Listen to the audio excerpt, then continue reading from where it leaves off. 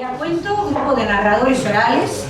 Nosotros nos presentamos el último domingo de cada mes a las 18:30 acá en este espacio, así que ya los invito para el último domingo del mes de julio. La casa no cierra por vacaciones, ¿cierto? No. Así que el último domingo de julio, por más que sea vacaciones, vamos a estar acá. Muchas gracias por haberse tomado el tiempo de estar hoy acompañándonos y por haberse tomado también el café.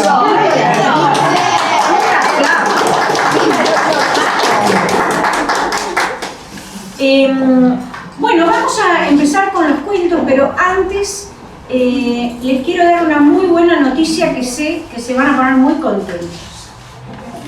Faltan 170 días para que empiece el verano. Así que les quiero decir una cosa. Los que hoy tienen frío, yo no. Pero los que hoy tienen frío ya hoy empiecen a pensar qué van a cocinar el 24 a la noche, con quién de la familia se van a pelear. Y yo después les paso los regalitos que necesito que vean. Así se les va a pasar el frío y se nos pasan los 170 días, seguro que rápido. Empezamos con los cuentos y gracias.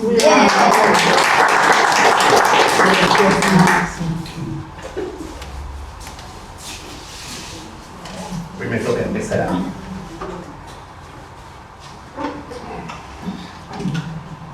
Teodorico Boller había sido criado por una madre que su principal preocupación era mantenerlo alejado de lo que ella llamaba los aspectos más groseros de la vida. Y así desde niño hasta adulto, él forjó una personalidad ordenada, metódica, respetuosa de las formas. Todo lo que se salía de lo previsible lo ponía nervioso, o sea, una persona que necesitaba vivir en su ámbito.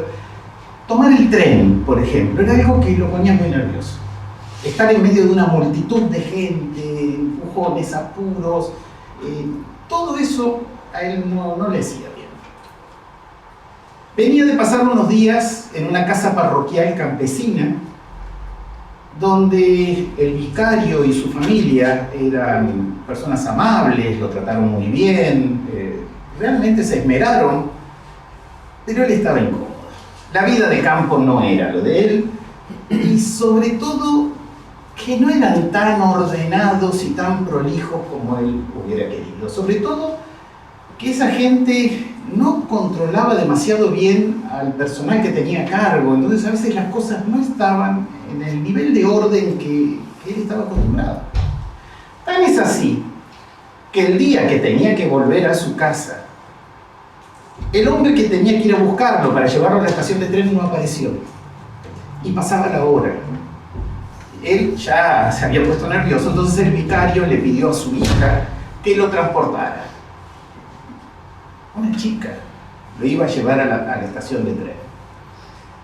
La chica fue al establo a enganchar el caballo y Teodorico pensó que no era posible que él no fuera a acompañarla, a ayudarla. No tenía ninguna habilidad para eso y yo creo que esta muchacha era perfectamente capaz de enganchar el caballo porque ya se había criado en el campo, pero bueno, fue a colaborar y entró al establo. ¡Qué olor! ¡Qué cosa espantosa! El olor de los animales, de la paja húmeda y el olor a ratones.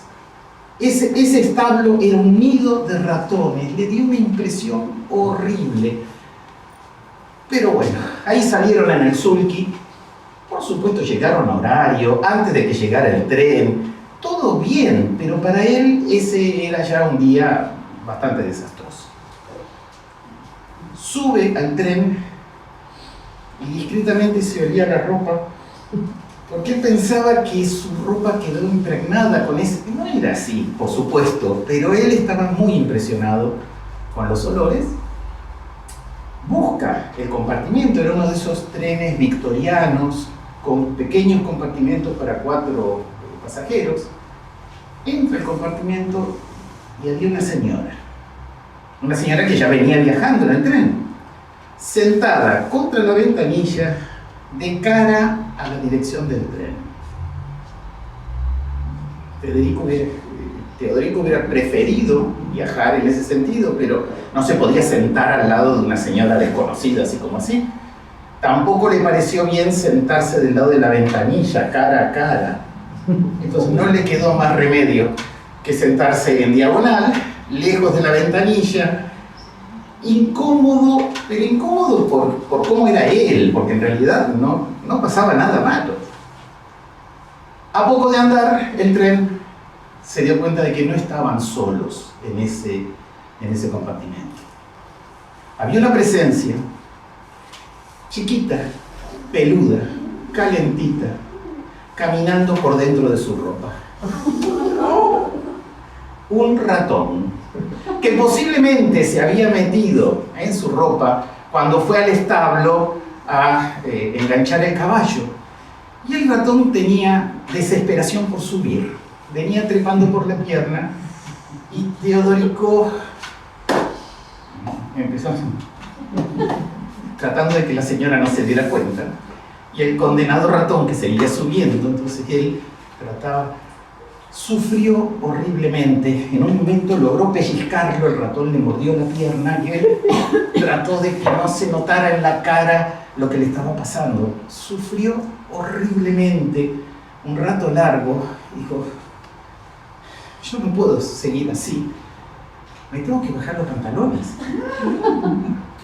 Pero no, imposible. La señora venía medio adormecida por el movimiento del tren y en un momento se queda dormida. Teodorico dijo: es mi oportunidad. Ahora me paro, me bajo el pantalón y me saco el ratón de encima.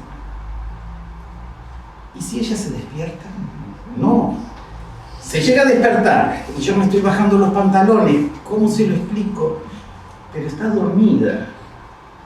Entonces tomó su manta de viaje, él tenía una manta de viaje bastante grande, se paró, la enganchó en un portaequipaje, la enganchó del otro lado, rápidamente se desabrochó el pantalón, se lo bajó, el ratón salió disparado y desapareció debajo de un asiento.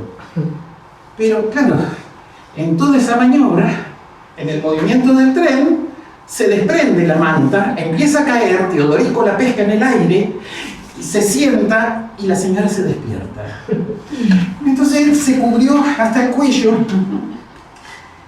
y se quedó sentado temblando. Temblaba de nervios, temblaba de vergüenza. Y tosió.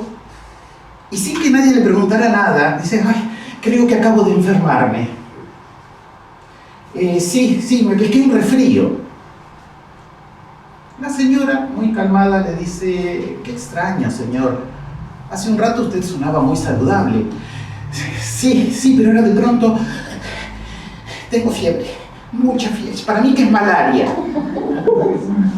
La señora dice: ay, malaria. Claro, el señor estuvo visitando algún país tropical. Teodorico no tenía mucha idea de qué tenía que ver la malaria con un clima tropical y optó por callarse. Pues bueno, mejor no explico más nada. Y se quedó temblando porque se suponía que tenía fiebre. La señora dice: señor, en mi neceser que yo puse ahí en el portaequipaje, yo tengo una botellita de coñac. Si usted fuera tan amable de pararse, me la alcanza, puedo convidarlo. Y Teodorico dijo: no, de ninguna manera. Se dio cuenta que había sido muy brusco. Entonces dijo: no, perdón, quiero decir que de ninguna manera yo tomaría alcohol en este estado. Bueno, la mujer se quedó así, mirando hacia la ventanilla. Se terminó el dinero. Y Teodorico seguía temblando. Y empezó a pensar: estoy con los pantalones bajos. No falta mucho tiempo para llegar a la estación terminal donde nos tenemos que bajar. Tengo que subir los pantalones de alguna manera. Ay, si se durmiera de nuevo la señora. Pero la señora no se durmió. Ya no tenía más sueño, no se durmió. Entonces él dijo: bueno, no me queda otra que decir la verdad. Señora, ¿usted le tiene miedo a los ratones? No, realmente no. me desagradan, pero no es miedo. Ah, porque yo quería avisarle que en este compartimento hay un ratón. Sí, puede ser, son una plaga, están en todas partes. Claro, pero es que este ratón, sin querer lo traje yo. Venía dentro de mi ropa y bueno, cuando usted dormía tuve que desabrocharme la ropa para dejarlo salir. Ay, qué situación tan desagradable, señor, sí, qué feo. Y sí, y por eso, ese es el motivo por el cual yo estoy en este estado. Es la primera vez que escucho que liberar un ratón produce un resfrío. Él ya no sabía si estaba siendo irónica, si se había dado cuenta de todo. Pero dijo, bueno, pero es que yo tengo que ajustarme la ropa. Bueno, señor, no hay problema. Entonces Teodorico dijo, bueno, agarró la manta así por el cuello, se levantó el pantalón mirando, la señora con los ojos hacia la ventanilla. Él admiró qué educación. Esta señora cómo guardaba la compostura. Se levanta el pantalón, se lo abrocha, se vuelve a sentar, colorado hasta las orejas de vergüenza. La señora no reaccionó, entonces él dobló su manta de viaje. El tren estaba entrando a la estación terminal, se detuvo y en ese momento la señora le dice, señor, tengo que pedirle un favor. Lamento mucho tener que pedírselo porque yo sé que usted no se siente bien, pero si fuera tan amable, ahora al bajar, ¿podría acompañarme a donde haya un coche de alquiler para que yo pueda tomarlo? Porque son cosas cotidianas, sencillas, pero en mi caso a mí se me complica mucho esto en una estación de tren, porque como soy ciega... Ay,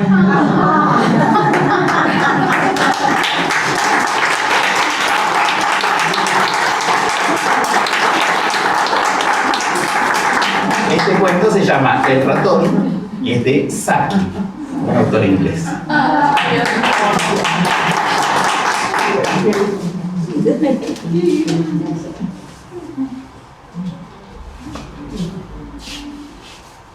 Bueno, mi marido estaba cansada de escucharlo decir que vio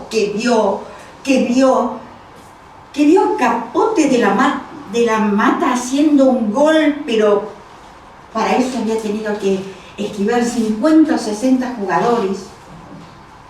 Que vio a Grillo cuando le hizo el gol a los ingleses. Y que vio también el debut de Maradona en Boca. Ya me tenía harta. Ustedes pensarán que es mentira, pero es cierto, él vio eso y mucho más. Por eso, este día, lo siento en esa silla donde hay un ramo de flores ahora. Y me vas a escuchar. ¡Oh, gorda! ¿Qué te pasa? Gorda las pelotas. Yo me llamo Zulema. Bueno, Zulema, ¿qué te pasa hoy? ¿Qué me pasa? Me pasa que viste tantas cosas y no viste el nacimiento de ninguno de tus 5 hijos. Ay, bueno, gorda, pero justo van a nacer el domingo. Eran partidos importantísimos, yo no podía faltar. Bueno, ahora te voy a decir algo. De tus 5 hijos, ninguno va a jugar al fútbol. Ay, gorda, no me digas eso porque me muero. ¿Por qué no van a jugar? Porque todos nacieron con pie plano. Bueno, decirle eso y clavarle una estocada en el corazón fue solo uno. Cayó redondo el pelotudo. Y bueno, llamamos servicios de urgencia, vinieron los vecinos, llamamos a los chicos, le hicieron respiración boca a boca. No hubo caso. Se murió.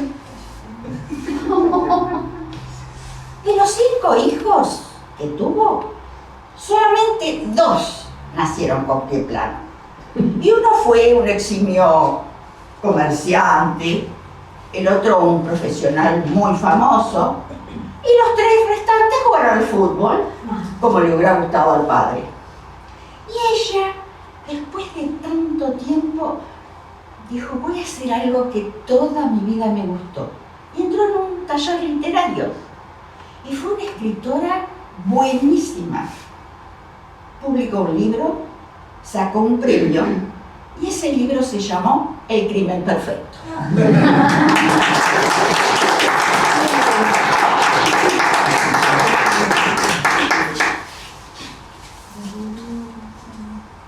Tenía terror de que los jíbaros le achicaran la cabeza. Y eso hacía que cuando se iba a dormir apretara muy fuerte los dientes y encogiera y metiera la cabeza entre los hombros. Y al otro día andaba dolorido. Pero era todo porque había ocurrido como que había estado oculto algo en él hasta que de golpe se convirtió en una obsesión. Y era una fotografía que había visto en una revista donde se observaba una cabeza reducida, hecha por los jíbaros, donde se notaban los labios gordos, cosidos entre sí, los párpados cerrados, y justamente se decía que eran las técnicas o las tareas que hacían los jíbaros. Eso había sido lo que le había creado una obsesión que iba cada vez creciendo más. Tal es así que hubo un aumento, una moda muy breve, de que había algunos llaveritos que tenían de plástico, en tamaño pequeño, justamente el modelo de una cabeza reducida. Con lo cual él, sabiendo que existía eso, trataba de no pasar por vidrieras donde había kioscos o vidrieras donde había cosas de fantasía, y hasta a veces optaba por no salir de la casa. Pero claro, la obsesión siguió creciendo de tal forma que se hizo intolerable, así que decidió ir a un psicólogo, a un terapeuta para solucionar el problema. Explicó la situación y el médico le dijo que lo que pasaba era que él tenía un complejo de castración mezclado con algo de Edipo. Él lo escuchó, trató de calmarse y a la próxima sesión volvió diciéndole que no encajaba con su situación, porque con el asunto de mutilación lo asociaba, por ejemplo, con la guillotina y una castración incluso también, aunque él reconocía que eran cosas muy duras, algo que no le hubiera gustado a él tenerla. Igual a él el problema era la imagen. Y la imagen y la palabra jíbaro era como que no era tan importante, pero lo llevaba siempre a la imagen. Y le explicó que para él, en realidad, esa imagen era el núcleo de algo terrible, algo diabólico, aunque también reconocía que era algo tonto y sin importancia. Pero el médico se mantuvo siempre en el diagnóstico previo, sin darle muchas orientaciones más, con lo cual él optó por no ir más.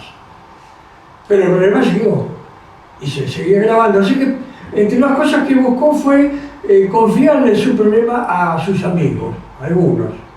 Algunos lo escucharon con atención, pero se burlaron, algunos escondidas, pero otros a él mismo. Y hasta le hicieron bromas macabras. En una oportunidad en la calle, escuchó una voz en falsete que decía ¡cuidado, los jíbaros! Y cuando se dio vuelta, no buscó en realidad tanto quién era el chiste, pero lo abrumó, lo entristeció porque notó que los amigos lo habían traicionado.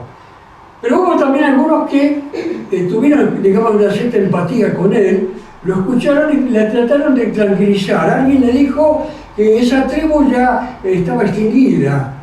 Y otros le dijeron que esas prácticas ya no las hacían. Pero él seguía con la idea de que incluso no le importaba si existieran, si estuvieran en algún lugar del mundo, si hubiera sido una creación de algún escritor, si lo había hecho un historietista. El problema de él era la imagen esa que se le aparecía y seguía con el problema. Siguió mal y, por ejemplo, cada vez que tocaban el timbre en la calle se estremecía y hasta a veces no la atendía. Pero no era porque el temor de que viniera un grupo de jíbaros, sino porque asociaba que quizá al atender se involucraría en alguna cierta aventura, vaya a saber qué, y terminaría con la cabeza achicada por los jíbaros. Así que venía muy mal siempre con todas estas situaciones. Y se notó que estaba envejeciendo, estaba triste, estaba cansado, y que seguía con la imagen esa que lo seguía, digamos, lo perseguía. Empezó a ir a un bar, aunque él no tomaba, pero por lo menos para olvidar un rato ese problema. Tomaba una copa, a lo mejor dos, pero un día tomó 3 y se sinceró, se franqueó con un desconocido que estaba en el mostrador. El desconocido vestía mal, tenía ropa como medio grande, tenía la cabeza mal afeitado estaba. Lo escuchó atentamente, le hizo 2 o 3 preguntas en algún momento que a él le llamaron la atención porque no eran significativas, no eran algo tan importantes, pero luego le dijo: es fabuloso lo que le está pasando a usted. Quedó con la duda, porque lo miró porque pensó, se está burlando, pero no le encontró ningún gesto de burla, al contrario, más bien de ternura, como que el dolor lo sentía también, algo así, como que eso lo calmó. Y el desconocido siguió: usted no se imagina lo cansado que estoy todos los días de escuchar estupideces de la gente. La gente se está preocupada por situaciones, cosas irreales, que la cuota del auto, que el celular, que el partido de fútbol del domingo, que la política. En cambio usted tiene un problema verdadero y es suyo y es real. Así que me encantó haberlo conocido, le dijo. Luego agarró la copita que estaba en el mostrador, hizo un gesto como para brindar, aunque no dijo nada, y la tomó lentamente. Luego la dejó en el mostrador y es como que salió de nuevo del mundo el desconocido. Pasaron los días y se empezó a sentir mejor. Notó que ya el temor se estaba diluyendo, que ya esa imaginación de la cabeza esa reducida, que los labios esos gordos, cosidos, los párpados cerrados, era como que estaba, pero ya lo ubicaba distinto. Era como, tenía la posibilidad, la probabilidad, y era probable que a lo mejor terminara con la cabeza reducida y colgando en el marco de una choza o de los senos de una negra o en una vitrina de un museo. Pero si bien tenía casi esa certeza, ahora iba, a partir de ahora iba a estar, ser digno. O sea, lo enfrentaría, pero ya no tanta preocupación como antes, sino que ahora viviría como correspondía.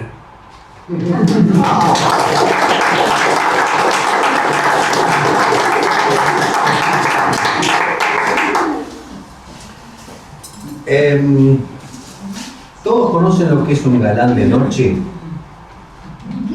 Un galán de noche. No, Guido, eso es un patalana, no, eso es otra cosa. No, un galán de noche, yo tampoco lo conocía con ese nombre.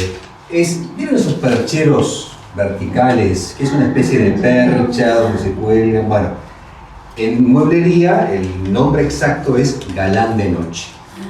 Así que bueno, todos ubican lo que es un galán de noche. Sí. Bueno, muy bien. Vamos con el cuento entonces. La mujer había decidido regalarle a su esposo un galán de noche. Hermoso mueble, una madera muy fina, lustrada, con pequeños detalles de banistería, realmente hermoso. Él lo recibió agradecido. Por la noche él colocaba su saco, doblaba su pantalón, lo ponía sobre un pequeño brazo metálico que el galán tenía, ponía la corbata en un pequeño corbatero y en una cajita hasta había lugar para poner un cinturón y los gemelos. Y allí quedaba, en la esquina de la habitación. Él se acostaba, su mujer ya estaba dormida y se quedaba mirando esa silueta gris, oscura, que en definitiva era su propia silueta.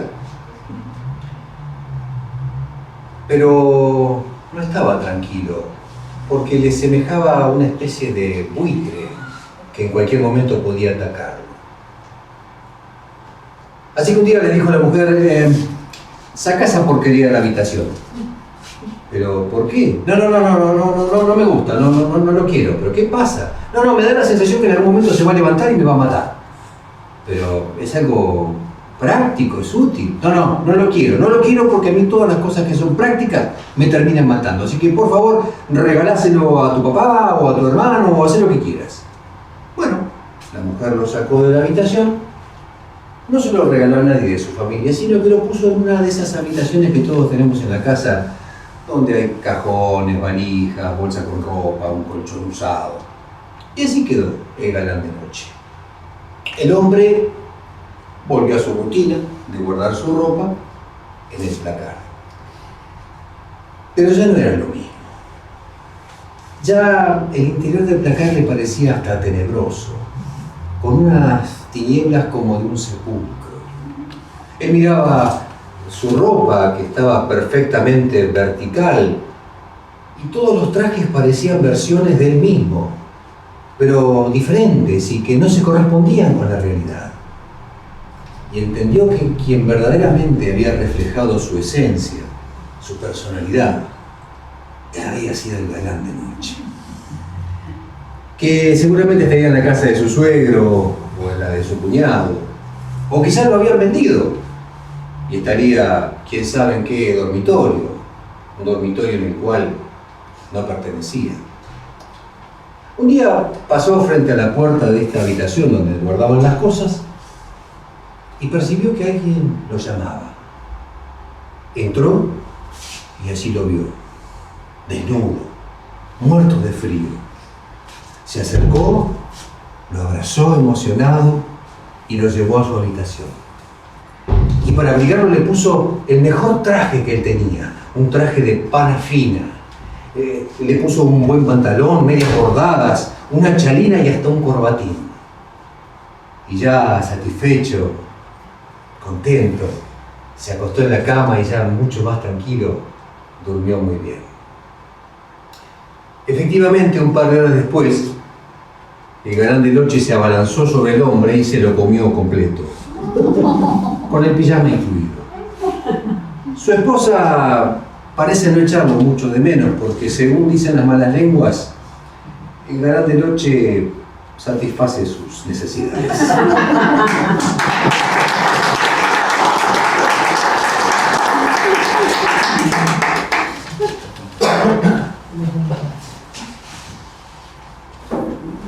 Caía una tenue llovizna que hacía resbaladizas las calles de París esa noche.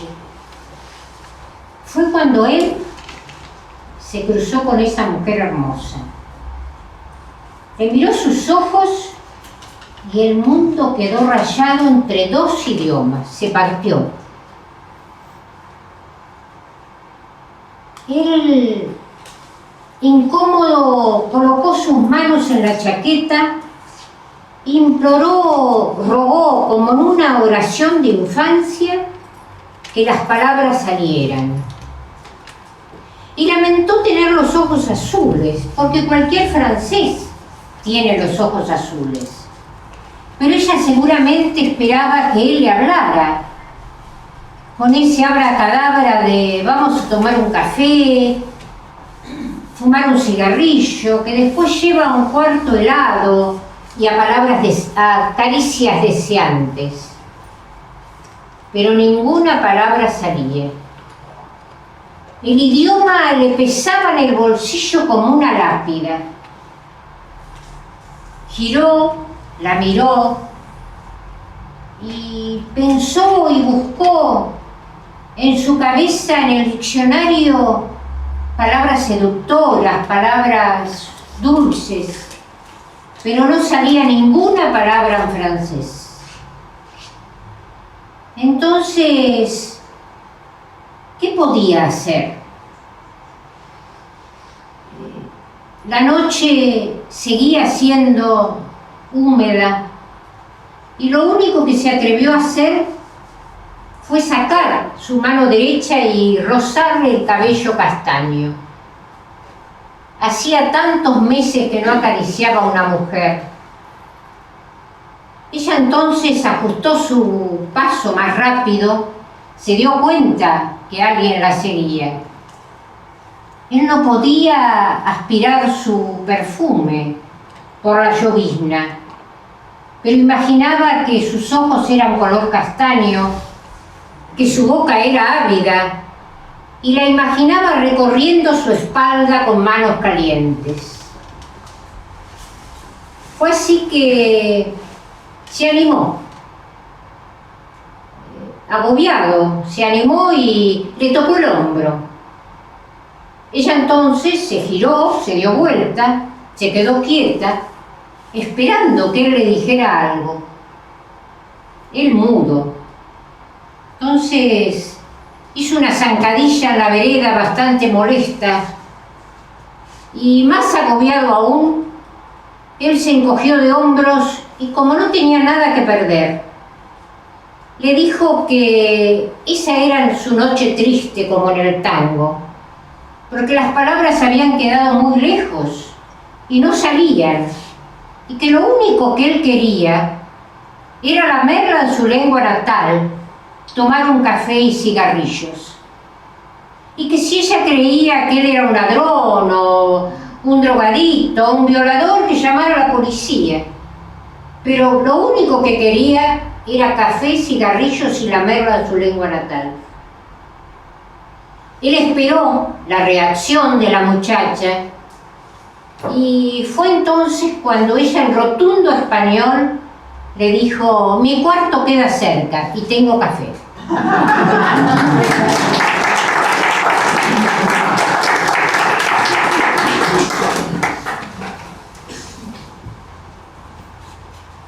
Doña Ana se levantó esa mañana con una sensación medio rara y mientras les preparaba el desayuno a los chicos le dio como una puntadita. Y no pudo reprimir esa cara. Cuando los chicos se levantaron a tomar el desayuno, la vieron con esa cara y el Coco le preguntó: ¿qué pasa, vieja? ¿Sabe que me parece que a mí algo muy grave va a pasar en este pueblo, che? Y se quedó. Hoy, dijo el Coco.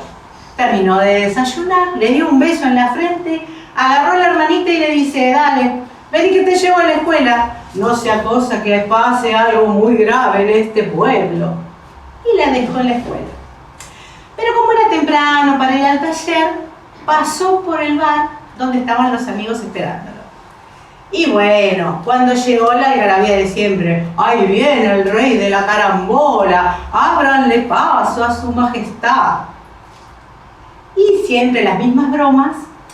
El nieto ese día, uno de sus mejores amigos, estaba de lo más achispado. Entonces le dice: te juego 100 pesos a que hoy no te sale la carambola. Y mientras el Coco terminaba de acomodar y todo, sacó el billete y se lo puso arriba de la mesa. ¿Pueden creer que ese día, primera vez, no acertó la carambola?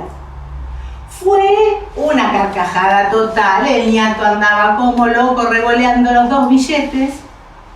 Y el Coco se acordó y dijo: ¡ja! Esa fue mi vieja. Dijo que algo muy grave iba a pasar en este pueblo. Todos se la rieron y se fueron a trabajar. Pero el ñato le llevó los 2 billetitos a la vieja para que fuera a comprar algo de carne. Cuando le contó cómo había conseguido esos 2 billetes, la mamá se puso muy seria y le dijo: no hay que burlarse de las premoniciones de los mayores. No, no, no. Porque doña Ana era su comadre. Así que se fue a la carnicería y cuando le estaba pidiendo al carnicero el kilo de milanesa, le dijo: mejor deme otro kilo más, porque andan diciendo por ahí que algo muy grave va a pasar en este pueblo.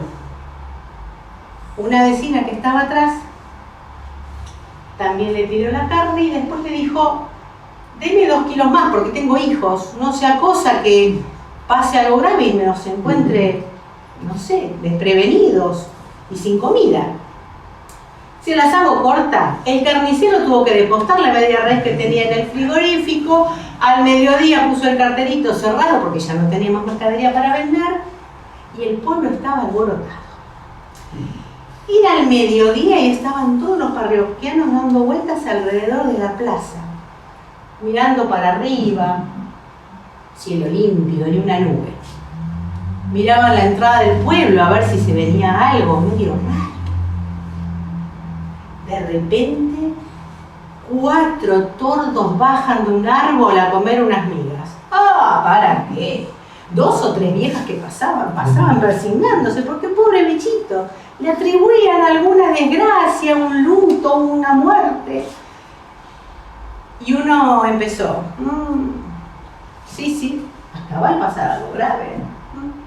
¿Y qué hacemos? Y yo me iría. Y no, yo me iría. ¿Cómo voy a exponer a mi familia a algo así? Y así se empezaron a hablar y uno dijo, yo no voy a esperar a que pase nada, ya mismo cargo todo y me voy. Y lo hizo. Fue, cargó arriba de la carreta los pibes, las gallinas, los víveres que tenía, unos pocos muebles, y salió delante de todos. Primero, como este se animó, hizo lo mismo. De a poquito se fueron yendo a buscar a su familia, sus pocas o muchas pertenencias, los ponían en donde podían, hasta en una carretilla iban saliendo del pueblo. Para la tarde más o menos, los pocos que quedaban empezaron a ver que el pueblo estaba vacío y a uno de ellos se le ocurrió que si la desgracia era tan grande, lo mejor era no dejar ni un vestigio. Ahí nomás agarró el queroseno y prendió fuego su casa. Y a la pasada fue prendiendo fuego las casas que quedaban alrededor. Con las últimas horas de la tarde, a unos kilómetros por el camino principal que iba al pueblo de al lado, iba una caravana como un éxodo. Mujeres cabizbajas, chicos corriendo alrededor de los caballos, gallinas, vacas, patos, lo que quisiera. Doña Ana se para a un costado de la ruta, mira las columnas de humo que empiezan a salir del pueblo y dice, ¡ah! ¿Vio nomás que algo grave iba a pasar en este pueblo?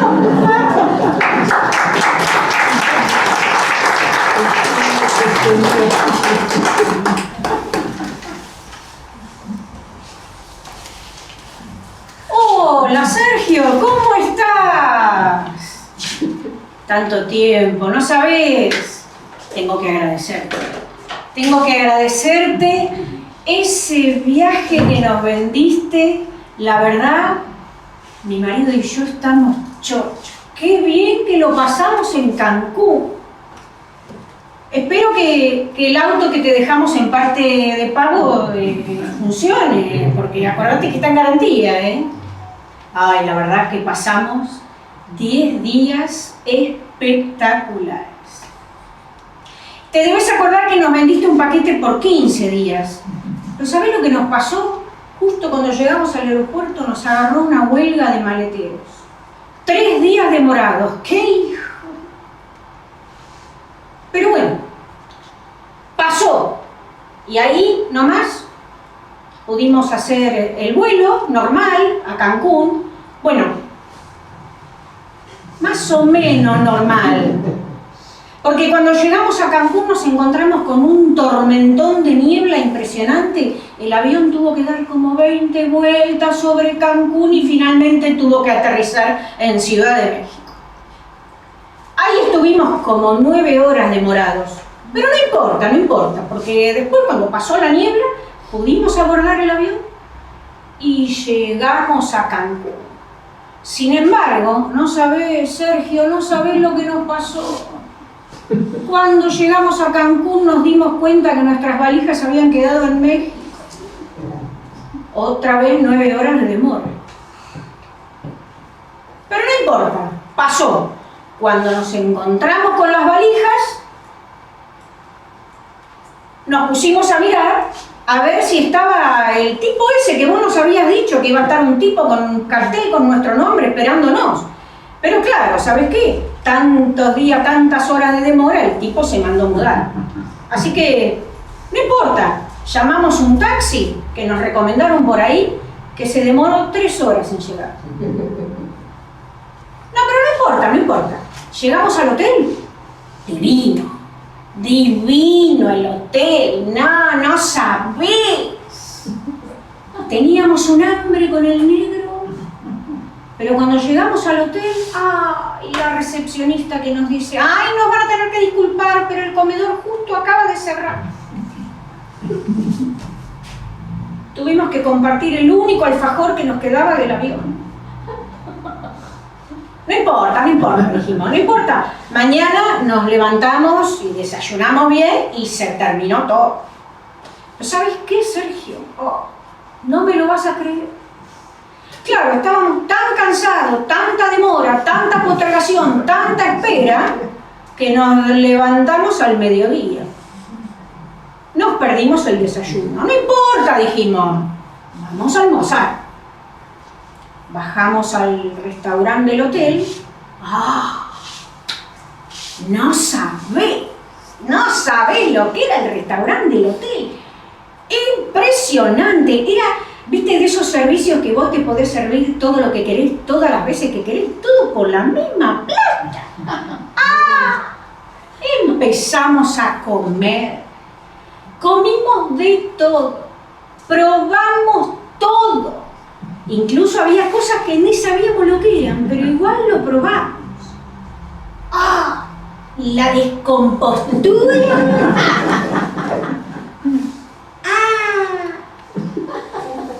Terminamos en la enfermería del hotel.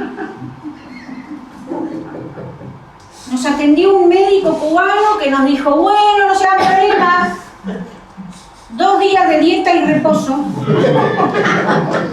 ¿Vos sabés lo que fue? En ese lugar donde está la playa más hermosa del mundo y nosotros metidos adentro de la habitación con dieta y reposo y agarrándonos la panza.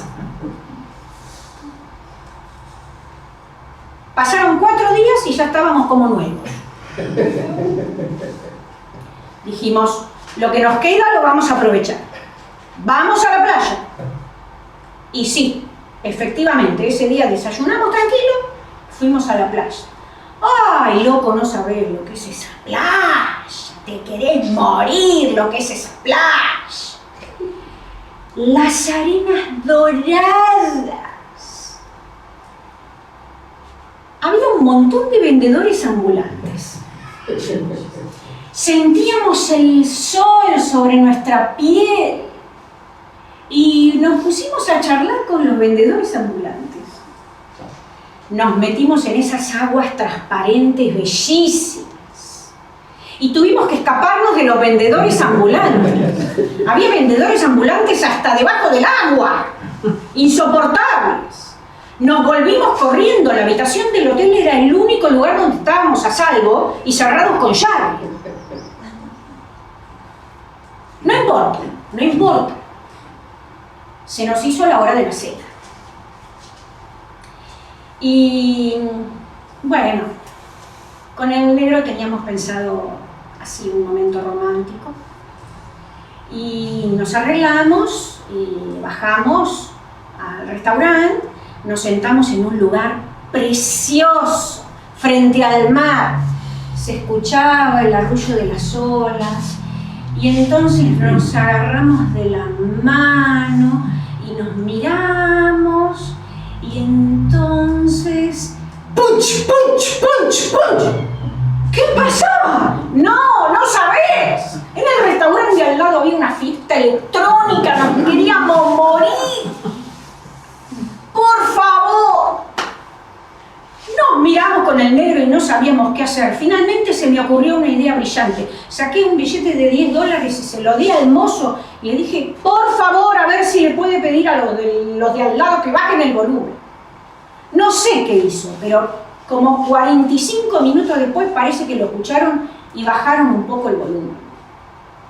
Y bueno, el negro me dice, cerrá los ojos. Cerramos los ojos. ¡No me dejes! ¡No me dejes! ¿Qué pasó? De repente nos dimos cuenta que estábamos rodeados por un ejército de mariachis. sacar otros $10 para decirle al mariachi que por favor nos deje.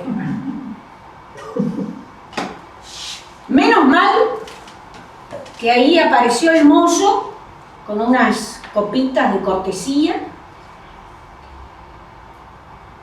Debe ser tequila, ¿no? Le dije al negro. Seguro, seguro, porque los mexicanos todo toman con tequila, hasta el agua toman con tequila. Qué raro, negro, porque fíjate que es de color rojo. Le habrán puesto, no sé, jugo de frutilla. No importa, gorda, fondo blanco, vos dale. Un fuego en el estómago. Pero no nos dio tiempo a nada, porque enseguida volvió el mozo y nos trajo el plato principal. Langosta. Un bicho colorado, enorme, con no sé cuántas patas, que me miraba fijo y me decía: atrévete si sos guapa. Yo nunca había comido eso. Dije, pero ¿por qué no servir un bife de chorizo, una patamulo? No, nos vienen a traer esto. El mozo se dio cuenta que no estábamos cómodos, así que nos trajo unas pinzas y ahí medio que tratamos de comer, pero no pudimos comer nada. Yo me quedé con hambre. No importa, dije, me voy a reservar para el postre, porque en estos lugares los postres suelen ser suculentos. Y efectivamente, al rato volvió el mozo con un plato gigantesco y en el centro una mousse de chocolate del tamaño de un dedal con una frutilla fileteada. ¿Cómo pasamos hambre? No importa, dijimos, mañana desayunamos bien. Y sí, efectivamente, al día siguiente desayunamos y dijimos, vamos de vuelta a la playa. Y sí, fuimos a la playa. Las arenas doradas, el sol sobre la piel, las aguas transparentes y los vendedores ambulantes. Otra vez, insoportables. No salimos del agua corriendo, parecíamos maratonistas. Pero yo no me di cuenta que me tropecé y me caí arriba de un piso de caracoles. Pero la gran... Otra vez en la enfermería con el médico cubano. Tiene que tener más cuidado, señora. Bueno, me desinfectó, me vendó el pie y me dijo, puede hacer vida normal, eso sí, no vaya a meter el pie en el agua. ¿Y cómo hago para no meter el pie en el agua? Póngase una bolsa, me dijo. Bueno, no importa. Al día siguiente teníamos reservado una excursión a Chichén Itzá. ¡Qué lugar! Un sitio raro donde, según nos dijeron, hay una laguna de cenotes. Yo, burra, no tenía ni idea de qué son los cenotes. Menos mal, el guía de turismo explicó todo. Nos dijo que los cenotes son como unas cascadas de agua, como si fuera un shopping de aguas, que caen y caen y caen, y nos explicó que los antiguos se bañaban ahí en esas cascadas y tenían como unas experiencias que los conectaban con los dioses mitológicos. ¡Oh! Dije yo, pero mirá, vos pensá, una negra cualquiera como yo venir a bañarse en este lugar mitológico. Y pueden meterse al agua, dijo el guía de turismo. ¡Ah! Yo me metí. Pero lo que el pelotudo no dijo es que el agua estaba a 25 grados bajo cero. ¡Ah! ¡Ah! No aguanté ni 30 segundos en ese lugar, pero ¿cómo me puede pasar esto? Otra vez terminé con el médico cubano. Y señora, se tiene que cuidar. Y ahí nomás me recetó antifebril, calmante, para el dolor, para la humedad, para el frío. Me encajó cualquier cantidad de remedios, todo por la módica suma equivalente a un Smart TV de 50 pulgadas. Fue feo, ¿eh? Fue feo. Pero lo más feo es que ese era el último día que teníamos de vacaciones y yo me lo pasé en la playa con campera, bufanda y gorro en un día de 40 grados de calor.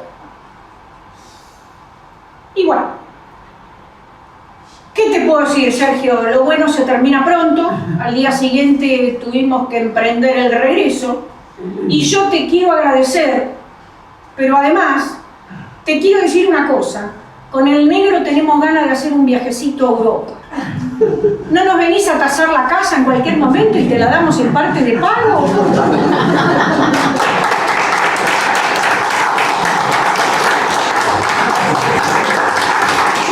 Este es agradecimiento del querido Guido Christensen.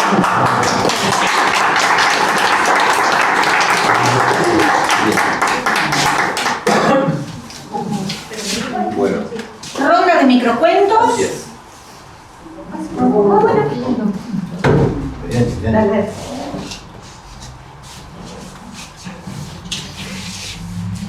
¿Quién arranca? ¿Empiezo? ¿Arranca? Todos los patitos se fueron a bañar y el más chiquitito Se se quiso quedar. Solamente él sabía por qué. Esa mañana había echado veneno en el agua del estanque. Mamá Pata jamás volvería a pegarle a su ahora único hijo.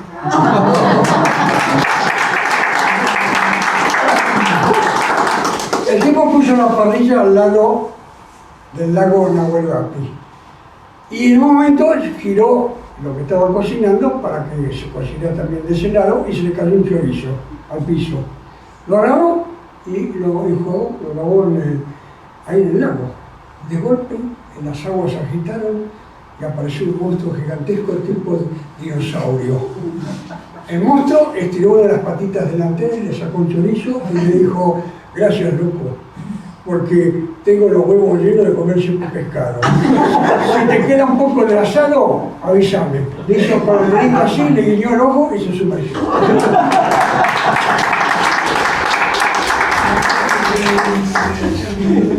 Daniela se acercó al abuelo rápidamente, ni bien se sentó en el sillón favorito y antes de que se pusiera los lentes, le dijo: abuelo, ¿me lees un cuento?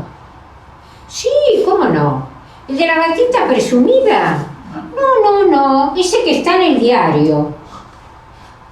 El abuelo se incomodó porque eran las imágenes, la fotografía de una bomba que había estallado la tarde anterior y habían muerto 6 personas en la capital de Chile. No, le dijo el abuelo, te vas a ensuciar tu vestidito de domingo con la tinta del diario. Abuelo, ¿por qué mentís?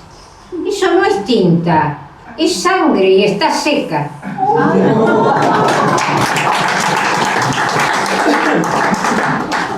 En un castillo de esos de Europa donde los turistas van a recorrer, en un pasillo largo y oscuro, se encuentran 2 desconocidos mirando unos retratos de vaya a saber qué ancestro. Y uno le dice al otro: qué lugar tan lúgubre, ¿usted cree en fantasmas? Yo sí. Y desapareció.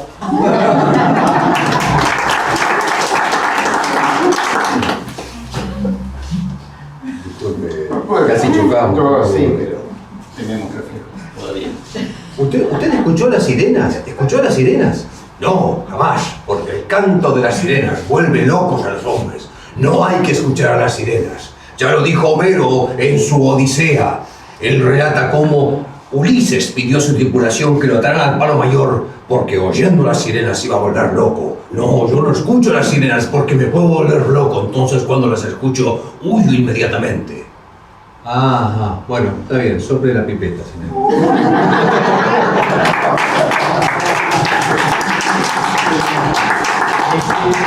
Modestamente se lo dedico al dueño de esta casa. Un día el mono encontró un tronco viejo, medio podrido, trató de moverlo, vio que se lo podía llevar, lo arrastró y empezó a subir la montaña, arrastrando el tronco. Le costó mucho esfuerzo, pero llegó hasta la cumbre de la montaña y lo dejó ahí bien visible. Bajó al llano y le dijo a los demás animales: he hecho una obra maestra. Miren, ¿ven allá? Es una estatua perfecta que hice, es una obra maestra. Todo el mundo veía que había algo, no llegaban a distinguir qué era, pero corrió la voz de que el mono había hecho una obra maestra y ganó una gran fama de artista, un artista excelso. Casi todos le creyeron, menos el cóndor, porque volando por encima de la montaña, él vio que era un tronco, que no tenía ningún valor. Bajó y les dijo a los demás: es un tronco, no es una estatua. Y nadie le creyó al cóndor, porque los que andan bajito no están capacitados a entender al que ve desde la altura.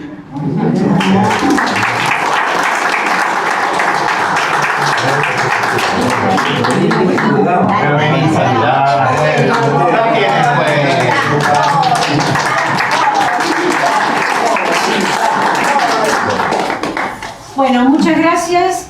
Gracias por haber sido tan valientes y habernos acompañado hoy. Los esperamos el 25, 27 de julio.